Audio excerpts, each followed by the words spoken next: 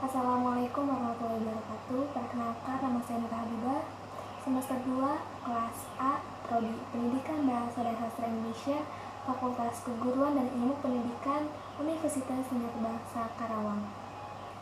Video ini saya buat untuk memenuhi salah satu tugas mata kuliah apresiasi prosa fiksi Indonesia yang diampu oleh Ibu Verina Meliasanti SS MPD.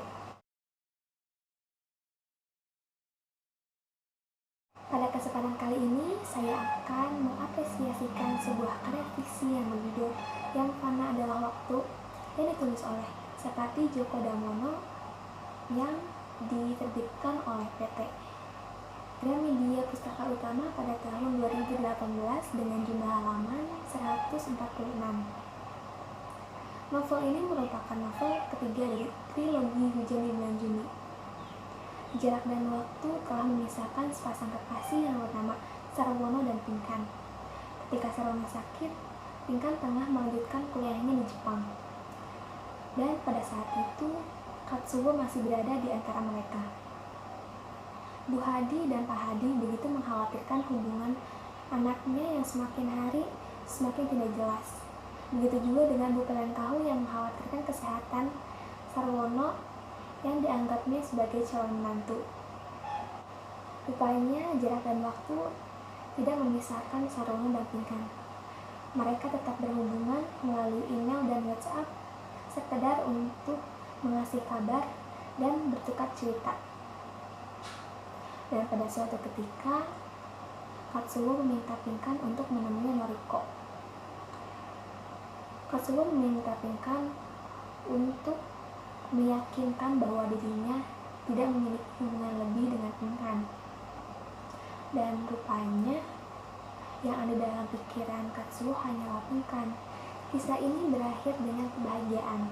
Sarwono dan Pinkan melanjutkan perjalanannya di peta yang telah mereka buat. Di dalam novel ini ada dua tokoh utama. Yang pertama adalah Sarwono, laki-laki kelahiran Solo yang wataknya suka bergurau dan cerdas. Yang kedua ada Pinkan.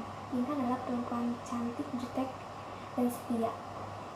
Setelah itu ada 6 pemeran pendamping, yaitu pertama ada Katsuo. Dia adalah laki-laki kelahiran Jepang dan wataknya sopan.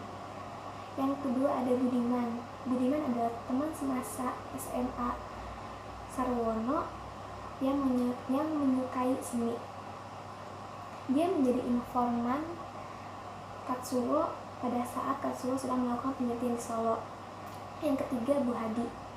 Bu Hadi berwatak bawel dan perhatian. Lalu ada Pak Hadi yang berwatak suka bergurau dan penenang.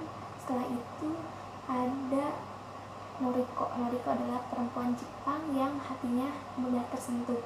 Dan yang terakhir ada Dewi. Dewi adalah seorang asisten Sarwono yang sifatnya selalu ingin tahu. Dalam novel ini, alur yang digunakan yaitu alur campuran atau progresif-regresif. Dan ada tahapan alur. Yang pertama pengenalan cerita, diawali dengan angan-angan Sarwono yang sedang memikirkan Pinkan. Lalu yang kedua ada pengungkapan peristiwa. Pinkan dan Sarwono berjarak antara Solo dan Jepang. Yang ketiga menuju konflik. Di Jepang, Pinkan dan Katsuo sering melakukan aktivitas bersama-sama. Lalu ada puncak konflik.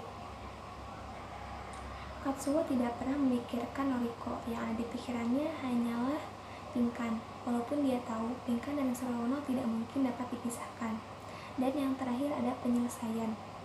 Akhirnya Noriko menyadari bahwa dirinya tidak pantas berada di tengah-tengah Katsuo dan ibunya. Setelah itu dia memilih pergi mengikuti Pinkan ke Solo. Dan akhirnya Pinkan dan Sarwono hidup bahagia bersama. Dalam novel ini ada beberapa latar.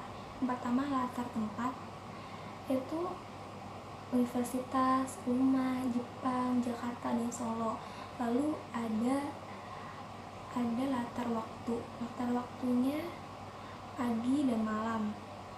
Lalu latar sosial, penggunaan bahasa Jawa yang digunakan masyarakat untuk berkomunikasi menjadikan tanda bahwa kisah ini berasal dari tanah Jawa. Sudut pandang yang digunakan dalam novel ini yaitu sudut pandang orang pertama utama. Sebagian bahasa yang digunakan yaitu majas personifikasi. Contoh dalam kalimat angin pagi yang suka berputar-putar mengelilingi rumah. Lalu amanat. Amanat yang dapat kita ambil dari novel ini yaitu dalam sebuah hubungan harus ada kepercayaan dan kesetiaan. Tema dalam novel ini yaitu cinta. Novel ini memiliki beberapa kekurangan. Yang pertama, alurnya berbelit sehingga saya sebagai pembaca diharuskan untuk membaca teks berulang kali agar dapat memahami isi cerita tersebut. Dan yang kedua, penggunaan bahasa Jawa yang sulit dipahami oleh orang-orang yang memang tidak memahami bahasa tersebut. Namun, terdapat kelebihan dari novel ini, yaitu kisah cinta Sarawono dan Pinkan dikemas begitu menarik dan berakhir dengan kebahagiaan. Lihat hal yang dominan dalam novel ini, saya menggunakan pendekatan emotif.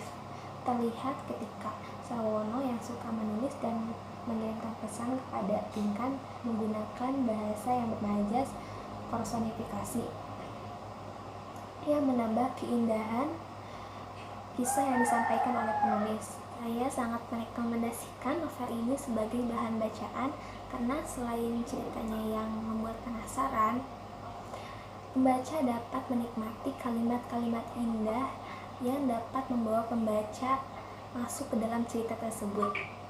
Namun, karena ini merupakan novel ketiga, jadi diusahakan untuk membaca 2 novel sebelumnya, yaitu Hujan di Bulan Juni dan Pinkan Melipat Jarak.